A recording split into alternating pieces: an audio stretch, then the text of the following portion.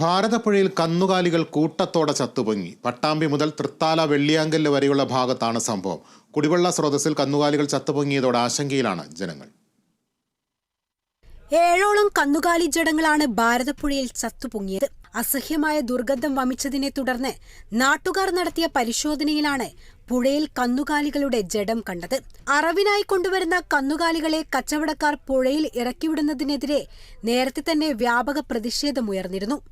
ഇവിടെ 2-3 ദിവസമായി ഒരു സ്മെല്ല് വരുന്നു. അതിനെപ്പറ്റി ഞങ്ങൾ പുഴയിലിറങ്ങി നോക്കുമ്പോഴാണ് പോത്തിൻ്റെ ഒരു ശവം കണ്ടത്. അത് ഈ പരിസരം ഇത് കുടിവെള്ളമാണ്. കുടിവെള്ളത്തിൻ്റെ ഭാഗമായിട്ട് നടക്കുന്ന പരിപാടിയാണ് ഇത്.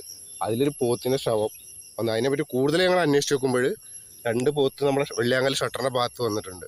പിന്നെ ഇത് വന്നിരിക്കുന്നത് പട്ടാമ്പി ഭാഗത്താണെന്നാണ് അറിയാൻ സാധിച്ചത്. അവിടെ എന്തോ നിർമ്മാണ മേഖല ഉണ്ട്. ആ മേഖലയിൽ കുടുങ്ങിയിട്ടാണ് ഈ പോത്ത് ചത്തിരിക്കണമെന്നാണ് പറയണത്. ഒരു 6-7 പോത്തുണ്ട്. അതിവിടെ വന്നിട്ടിപ്പോൾ എല്ലാം ഈ ചത്തിട്ട് അവരെ മറവ് ചെയ്യാതെ അതിനെ വിട്ടാക്കിക്കാണ് ഈ വെള്ളത്തിലേക്ക്. അതിൻ്റെ ഒരു പ്രതിഷേധം നമ്മുടെ ഭാഗത്തുണ്ട്.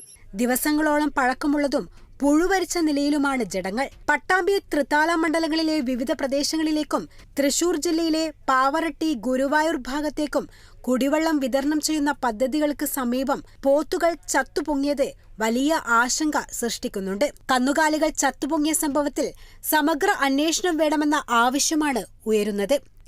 Kerala vision news, Palakkad.